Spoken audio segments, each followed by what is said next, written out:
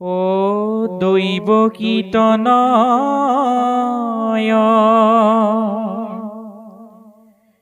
দেবদয়াময়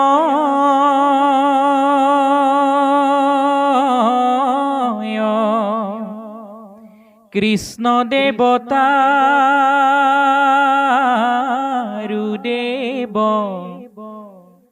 পংকজচৰণে প্ৰৱেশিয়া মনে পুনু কৰো মই হেব। যিজনা দৈৱকী নন্দন দৈৱকীৰ পুত্ৰ যদুপতি ঈশ্বৰী কৃষ্ণ, যিজন দেৱতাৰো আদিদেৱ, যিজন সৃষ্টিৰ আদ্যত, সৃষ্টিৰ মধ্যত আৰু সৃষ্টিৰ অন্তত, অৰ্থাৎ যিজন এই জগতখন বিশ্ব ব্ৰহ্মাণ্ডখন সৃজন কৰিছে, যিজন সৃজন কৰোতা, যিজনে পালন কৰিছে আৰু যিজনে নাশ কৰি আছে, সেইজনে হৈছে পৰম ব্ৰহ্ম দৈৱকী নন্দন কৃষ্ণ। তেৰাৰ চৰণত বাৰম্বাৰ প্ৰণিপাত কৰিছে। সাংখ্যযোগ কথনৰ পূৰ্বতে দুলৰী চন্দৰ যোগেদি গীতাৰ প্ৰকাশক গোবিন্দ মিশ্ৰয়ে, আৰু ইয়াৰ যোগেদি আমাক সমস্তক দেখুৱাইছে যে যদুপতি ঈশ্বৰ কৃষ্ণৰ চৰণত ভক্তি নকৰিলে কেতিয়াও আমি সমস্তই এই ভৱ সংসাৰখন আৰু এই পঞ্চসাগৰসমূহ পাৰ হৈ যাব নোৱাৰিম। পঞ্চসাগৰ মানে কি? প্ৰথমখন সাগৰ হৈছে মায়াৰ সাগৰ। এটা জীৱ জন্মৰ পাছৰ পৰা মৃত্যুৰ আগমুহূৰ্তলৈ মায়াৰ সাগৰখনতে সাঁতুৰি ফুৰে, পাৰ বিচাৰি নাপায়। পাৰ বিচাৰি পোৱাৰ উপায় এটাই আছে, কৃষ্ণৰ ওচৰত মনটোক সমৰ্পিত কৰি দিয়া। মায়াৰ বন্ধনত ব্ৰহ্মাকে আদি কৰি ৩৩ কোটি দেৱতা সোমাই আছে। আমি পুৱা গধূলি গাই আহোঁ, কি বুলি গাওঁ? ব্ৰহ্মা আদি কৰি জীৱ জগত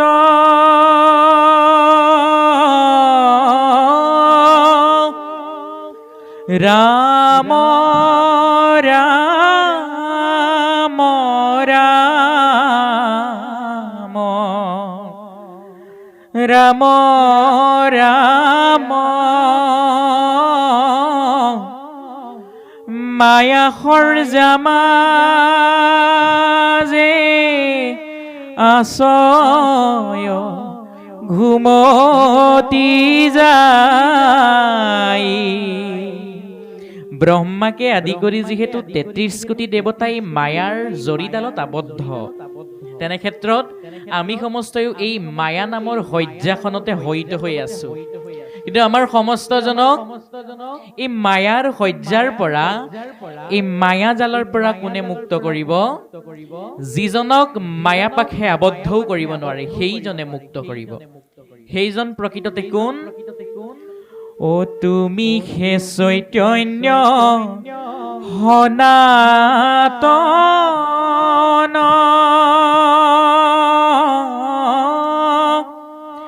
ৰাম ৰাম ৰাম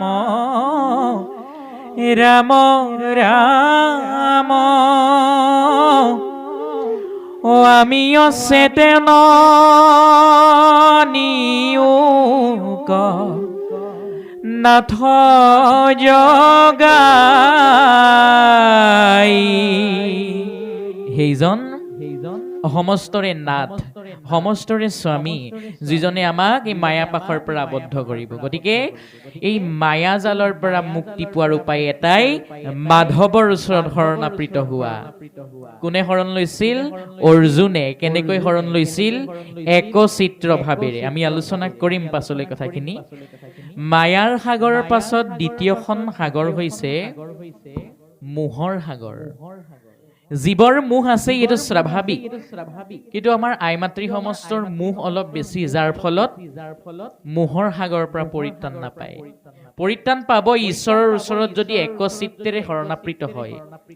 তৃতীয়খনি সাগৰ হৈছে লোভৰ সাগৰ, শুনিবলৈ বেয়া।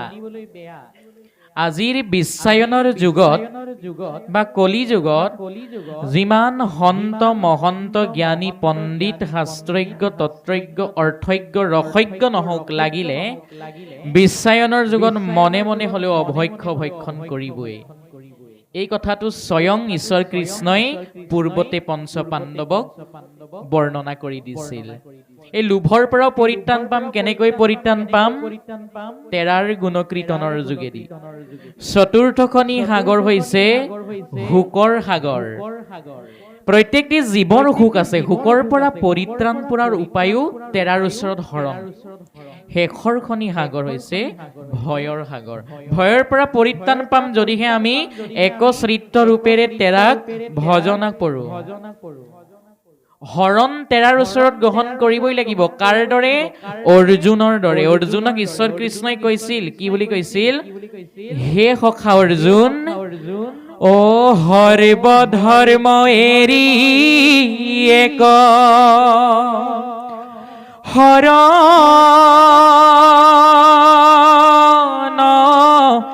সাক্ষাৎ সুদৃঢ় বিশ্বাসে সখী লয়ো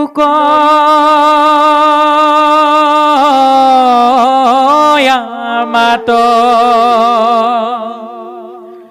নকৰিবা ভয় সখী, যে সখী তুমি ভয় নকৰিবা মোৰ ওচৰত শৰণ ল'বলৈ। কিয় ভয় নকৰিবা? অ নকৰিবা ভয় সখী কৰোয়ংগী কাৰ মই প্ৰতিজ্ঞা কৰিছো। কি বুলি প্ৰতিজ্ঞা কৰিছো? ও সমস্ত পাপত মই কৰিব উদ্ধাৰ। সখী যি কৰ্মই নকৰা তুমি যদি মোৰ চৰণত সমৰ্পিত কৰি কৰা, তেনেহলে নিশ্চয়কৈ সেই কৰ্মৰ পৰা উদ্ভাসিত হোৱা পাপ বাধা বিঘিনিৰ পৰা মই তোমাক মুক্ত কৰি দিম। গতিকে আমি হবে যি কৰ্মই নকৰো সদায় তেৰাৰ চৰণত সমৰ্পিত কৰিব লাগিব।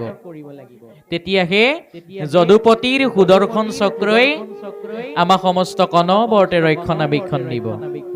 তেৰাৰ সুদৰ্শন চক্ৰই একান্ত ভকতক এইবাবেই ৰক্ষণা দিয়ে, কাৰণ তেৰাৰ একান্ত ভকতে একচিত্তেৰে তেৰাৰ গুণকীৰ্তন শ্ৰৱণ কৰে। এতিয়া আমি সমস্তয়ো যদি একশ্ৰিত ৰূপেৰে শৰণ লওঁ, তেনেহলে আমাৰ হ'বকো তেৰাৰ সুদৰ্শন চক্ৰই গাই গৰুৱে পোৱালি ৰক্ষণাবেক্ষণ কৰাৰ দৰে আমাকো ৰক্ষণাবেক্ষণ দিব। আমাৰ গুৰুজনাই সুন্দৰকৈ লিখিলে, কি বুলি লিখিলে? ও ধেনু যে নমতে বৎসক পালয়, ও তুমি হে হিমতে ভকত কপালাৰাম।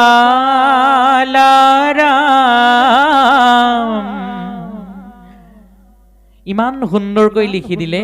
গাই গৰুৱে পোৱালিক ৰক্ষণাবেক্ষণ দিয়াৰ দৰে সেইজনা যদুপতি ঈশ্বৰ কৃষ্ণইও আমাৰ হ'বক ৰক্ষণাবেক্ষণ দিব, যদি সেই তেৰাৰ ওচৰত শৰণ লওঁ। শৰণ কেনেকৈ ল'ব লাগিব? একশ্ৰিত ৰূপেৰে। শৰণত মাত্ৰ 3টা আখৰ আছে। আপোনাৰ সব জ্ঞাত, যিহেতু সকলোজন শৰণ গ্ৰহণ কৰা। হ মানে কি? মৃতদেহ। ৰ মানে গতি কৰা। মধন্য। ন মানে জ্ঞান লাভ কৰা। শৰণৰ দিশ 4টা: গুৰুত শৰণ, দেৱত শৰণ, নামত শৰণ আৰু ভকতত শৰণ। গুৰুত শৰণ ললে উপদেশ লাভ হয়, দেৱত শৰণ ললে জীৱৰ মুক্তি লাভ হয়, নামত শৰণ ললে জীৱৰ আনন্দ লাভ হয়, আৰু ভকতত শৰণ ললে প্ৰেম ভক্তি আৰু জ্ঞান লাভ হয় হৰণবিহীন মনুষ্য দেহটো কেঁচা মাটিৰ কলহত পানী ৰখাৰ দৰে বুলি কৈছে কোনে কৈছে মহাপুৰুষ গুৰু শ্ৰীমন্ত শংকৰদেৱৰ প্ৰপন্ন শিষ্য দ্বিতীয় জনা গুৰু মাধৱ পুৰুষে কি বুলি কৈছে ও ভকতি খেবিজ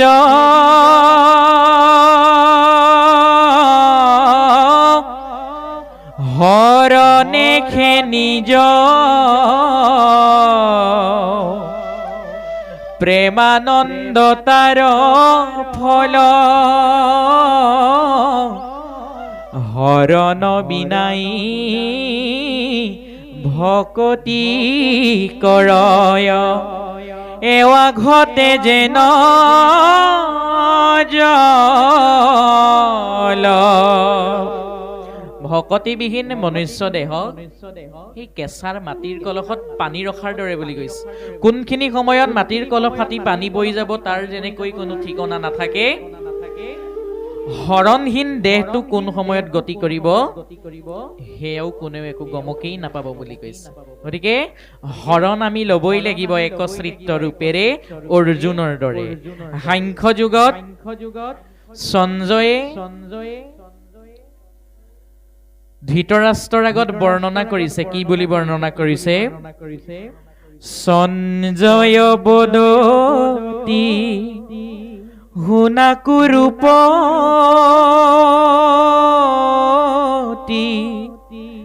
পাছে যে নকথা ভৈল হুক সমুদ্ৰত মোহউৰ মিউঠি ধনঞ্জয় তল গৈলা সঞ্জয়ে দিব্যদৃষ্টিৰ সহায়ত কুৰুক্ষেত্ৰৰ ভূমিত কি হৈ আছে সকলো দেখি আছে আৰু সেইবিলাক নিৰীক্ষণ কৰিয়ে ধৃতৰাষ্ট্ৰক বৰ্ণনা কৰিছে যে হে মহাৰাজ অৰ্জুন যেতিয়াই কুৰুক্ষেত্ৰ ভূমিৰ মাজভাগ পালেহি অৰ্জুনে কুৰুক্ষেত্ৰ ভূমিত নিজৰ বংশ পৰিয়ালৰ লোকসকলক দেখাৰ মাত্ৰকে হুকৰ সাগৰত সোমাই পৰিছে হুকে অৰ্জুনৰ মনটো দগ্ধিত কৰি ৰাখিছে আৰু সেইবাবে অৰ্জুনে নিজৰ হাতৰ পৰা গাণ্ডীৱ পৰিত্যাগ কৰি নিজৰ ৰথৰ ওপৰতে মৌন হৈ বহি আছে বুলি ধৃতৰাষ্ট্ৰক বৰ্ণনা কৰিছে সঞ্জয়ে হুকাকুল দুখে হুয়া অধুমুখ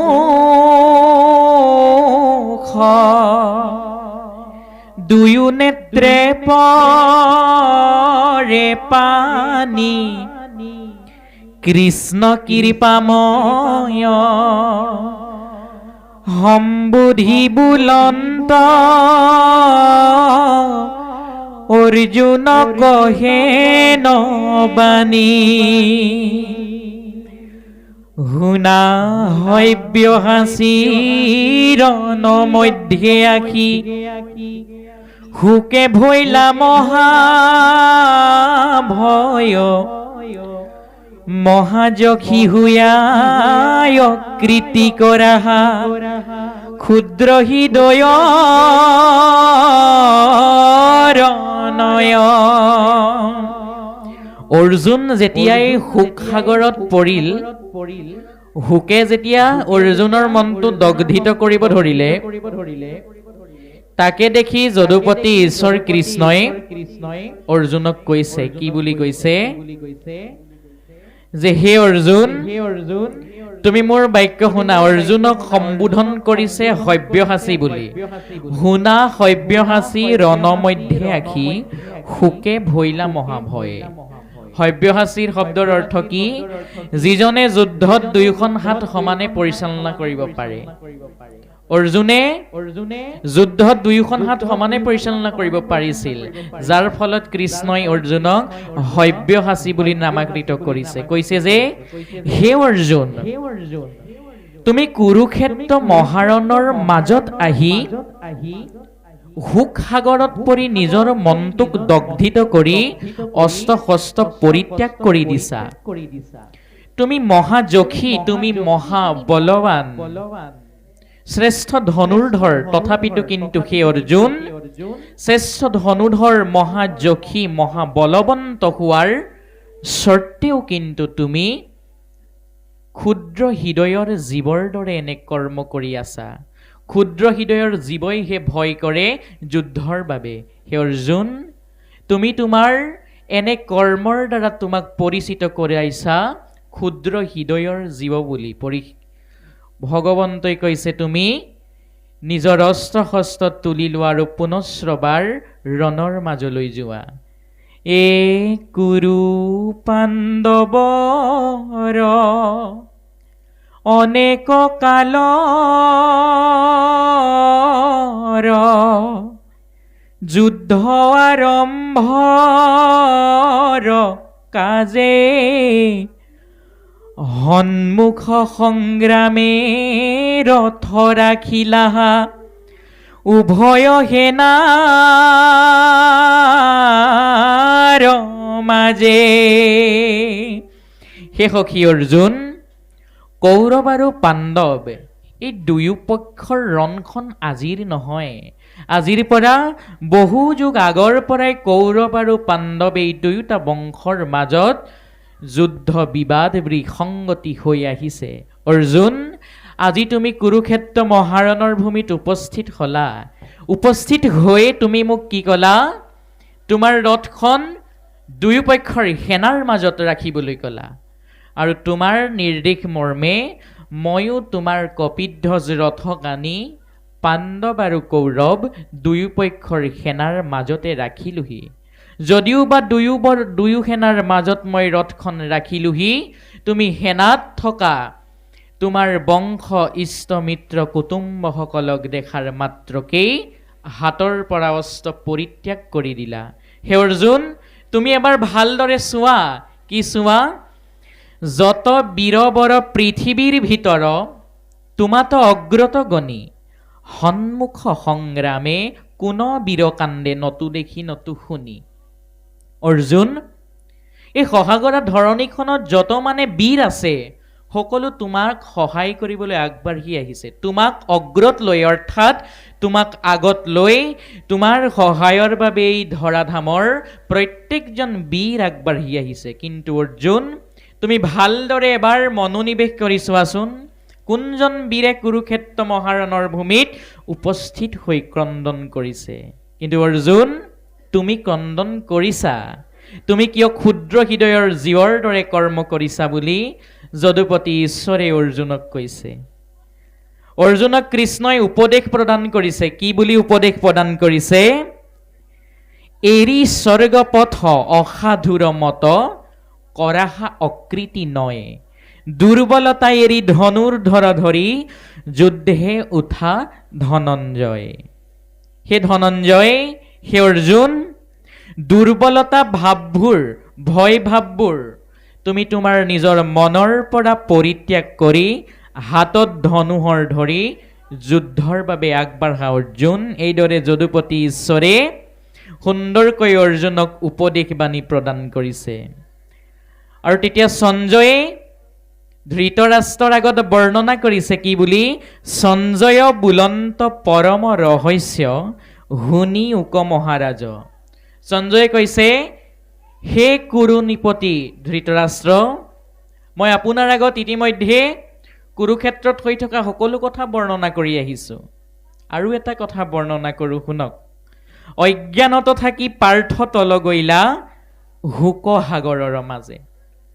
অজ্ঞান আন্ধাৰৰ আৱেগত সোমাই অৰ্জুন হুক সাগৰত ডুবি পৰিছে, আৰু যাৰ ফলতে নিজৰ হাতৰ পৰা অৰ্জুনে অস্ত্ৰ ত্যাগ কৰি কুৰুক্ষেত্ৰ মহাৰণৰ ভূমিৰ মাজত নিজৰ ৰথতে বহি আছে বুলি কৈছে।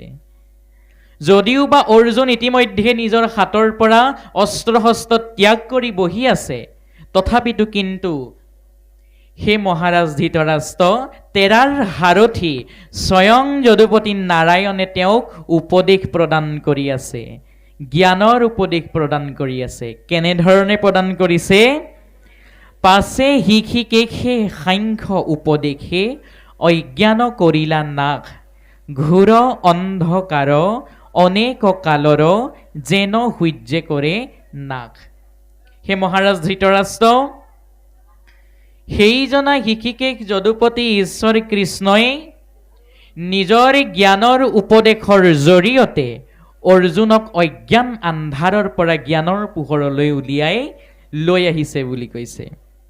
যেনেদৰে পোহৰ আহিলে আন্ধাৰবিলাক দূৰ হৈ গুচি যায়, ঠিক তেনেদৰে যদুপতিৰ ঈশ্বৰৰ জ্ঞানৰ আদেশ উপদেশসমূহ পোৱাৰ মাত্ৰকে অৰ্জুনৰ মনৰ পৰাও অজ্ঞান আন্ধাৰবিলাক দূৰ হৈ পৰিছে বুলি সঞ্জয়ে ধৃতৰাষ্ট্ৰৰ আগত বৰ্ণনা কৰিছে।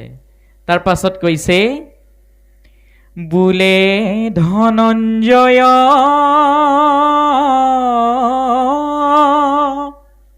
শুনা দয়াময়, যি কাৰণে কৰো তাপ, আচুক অস্ত্ৰাদি বাক্যে যুজু বোলে, তভু ঘূৰ পাপ। ঈশ্বৰে যেতিয়া উপদেশ প্ৰদান কৰিছে যে সখা ধনু তুলি লোৱা আৰু যুদ্ধৰ হকে আগবাঢ়া, ঈশ্বৰৰ এনে বাণী শুনাৰ মাত্ৰকে অৰ্জুনে তেৰাক সম্বোধন ধৰি কৈছে যে হে দয়াময়, মই কিয় এনে সন্তাপ কৰিছোঁ, কিয় এনে মই দুখ কৰিছোঁ, তুমি অন্তৰ্যামী, তুমি সকলোবিলাক জানাই। হে যদুপতি, তুমি দেখিছা মোক শিক্ষাদান কৰা গুৰু আছে, মোৰ পিতামহ আছে, মোৰ মিত্ৰসকল আছে এই কুৰুক্ষেত্ৰৰ ভূমিত। গতিকে মই যদি তেওঁলোকক বধ কৰোঁ, তেনেহ'লে মই যে নৰকৰ যন্ত্ৰণা ভোগ কৰিম সেইটো একেবাৰে নিশ্চিত যদুপতি। সেয়েহে মই তেওঁলোকৰ ওপৰত কেতিয়াও অস্ত্ৰ তুলিব নোৱাৰোঁ বুলি কৈছে। ঈশ্বৰে বাৰম্বাৰ কৈ আছে অস্ত্ৰ তুলি লোৱা আৰু যুদ্ধ কৰা, আৰু অৰ্জুনে বাৰম্বাৰ ঈশ্বৰক মনা কৰি আছে অস্ত্ৰ নুতুলো আৰু যুদ্ধ নকৰোঁ বুলি। পৰৱৰ্তী দুলৰী চন্দ্ৰত আমাৰ সমস্তক দেখুৱাইছে যে অৰ্জুনে কৃষ্ণক কৈছে, কি বুলি কৈছে? ভীষ্ম গুৰু দ্ৰোণ দুহানু চৰণ, সদা লাগি সেবিবাক, অহৰ নিশে সেৱা কৰিতে লাগয়, কিমতে বধিবু তাক। যদুপতি, তুমি কৈছা অস্ত্ৰ তুলি লোৱা, পিতামহৰ ওপৰত তুমি অস্ত্ৰাঘাত কৰা, গুৰুৰ ওপৰত অস্ত্ৰাঘাত কৰা, কিন্তু হে দয়াময়, পিতামহ ভীষ্ম আৰু মোৰ গুৰু ভগৱান দ্ৰোণ, এওঁলোকৰ চৰণ যুগলক মই শিষ্য হৈ বাৰম্বাৰ প্ৰণিপাতহে কৰিব লাগে। সেই সখী, প্ৰণিপাত কৰাৰ স্বত্ৰে যদি মই এওঁলোকৰ ওপৰত অস্ত্ৰাঘাত কৰোঁ, তেনেহ'লে মোতকৈ আৰু পৰম পাপী এইখন ধৰাধামত কোনোৱেই নাথাকিব বুলি অৰ্জুনে ঈশ্বৰ কৃষ্ণৰ আগত কৈছে। অহৰ্নিশে সেৱা কৰিতে লাগয়, কিমতে বধিবু তাক। হে সখী, তেওঁলোকৰ চৰণ যুগলত মই প্ৰত্যেকটি সময়তে কেৱল মাত্ৰ সেৱা কৰিব লাগে, শুশ্ৰূষা কৰিব লাগে, আৰু সেৱা শুশ্ৰূষাৰ সলনি যদিহে তেওঁলোকক অস্ত্ৰাঘাত কৰোঁ, তেনেহ'লে মই নৰকৰ যন্ত্ৰণা ভোগ কৰিমেই, এইটো একেবাৰে নিশ্চিত সখী। এইদৰে অৰ্জুনে অতি সুন্দৰভাৱেৰে যদুপতি ঈশ্বৰ কৃষ্ণৰ আগত অৱগত কৰিছে। অৰ্জুনে কৈছে, হে প্ৰভু, মোৰ এতিয়া বৰ্তমান যুদ্ধ কৰাৰ মনৰ পৰা স্পৃহাটো দূৰ হৈ গৈছে। যিহেতু মই যুদ্ধ নকৰোঁ বুলিয়েই ভাবিছোঁ, মই এটা সিদ্ধান্তত উপনীত হৈছোঁ। কি সিদ্ধান্তত উপনীত হৈছে? গুৰুক নবধি ৰাজ্যক নসাধি, দেশ দেশান্তৰে যাওঁ, এহি প্ৰথাশ্ৰয় কৰিলো নিশ্চয়, ভিক্ষা মাগি আনি খাওঁ। সখী, মই এইটো সিদ্ধান্তত উপনীত হৈছোঁ যে যুদ্ধ নকৰোঁ। যুদ্ধ নকৰি গুৰুকো বধ কৰিব নালাগে, পিতামহকো বধ কৰিব নালাগে, বন্ধুগণকো বধ কৰিব নালাগে। যুদ্ধ নকৰি, এওঁলোকক বধ নকৰি, ৰাজ্য মোহ মনৰ পৰা ত্যাগ কৰি মই দেশ দেশান্তৰে ফুৰিবলৈ যাম। কিয় ফুৰিবলৈ যাম? এহি প্ৰথাশ্ৰয় কৰিলো আশ্ৰয়, ভিক্ষা মাগি আনি খাওঁ। দেশ দেশান্তৰে মই ভিক্ষা মাগি আনিম, আৰু সেই ভিক্ষাত যত মানে দান পাম তাৰ জৰিয়তে মই মোৰ জীৱন অতিবাহিত কৰিম। কিন্তু হে যদুপতি, তথাপিতো কিন্তু মই মোৰ গুৰু, মই মোৰ পিতামহৰ ওপৰত অস্ত্ৰ তুলিব নোৱাৰো বুলি অৰ্জুনে কৈছে। বন্ধু গণবধি ৰাজ্য কামসাধি, গুৰুক কৰিবু ৰণ, ভুঞ্জি ভোগচয় যেন পাপময়, ৰুধিৰে মিশ্ৰিত অন্ন। পাপক নাচাই যদি যুঁজু যায়, তাহাৰ নাজানো হাৰ, কুৰু পাণ্ডৱৰ উভয় সেনাৰ, জয় পৰাজয় কাৰ।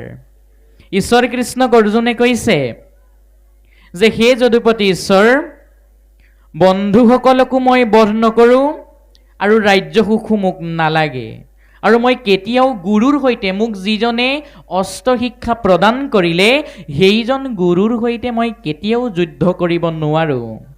হে যদুপতি, পাপলৈ নাচাই যদিহে মই যুদ্ধ কৰোঁ, তেনেহ'লে তাৰ পৰৱৰ্তী পৰ্যায়ত মই কেনেধৰণৰ শাস্তি ভোগ কৰিব লাগিব সেই বিষয়ে মই নাজানো যদুপতি। যদিহে যুদ্ধও কৰা হয়, তেনেহ'লে তুমিচোন অন্তৰ্যামী। কৌৰৱ আৰু পাণ্ডৱৰ মাজত, এই উভয় সেনাৰ মাজত যদি কেনেবাকৈ যুদ্ধও হয়, তেনেহ'লে কোন পক্ষৰ সৈন্যৰ জয় আৰু কোন পক্ষৰ সৈন্যই পৰাজয় হ'ব সেই বিষয়ে তুমি জানাই। তুমি মোৰ আগত আজি সেই বিষয়েও অৱগত কৰাচোন। অৰ্জুনে এইদৰে প্ৰশ্ন কৰাৰ মাত্ৰকে ঈশ্বৰ কৃষ্ণই কি কৰিছে? এ ধৰ্ময় ধৰ্মত বুদ্ধি ভৈলা হত, তোমাত পুছু বিশেষ, যুদ্ধ ভিক্ষাতন কুনাগুতাশ্ৰেয়, বুলিও কহিৰিষিকে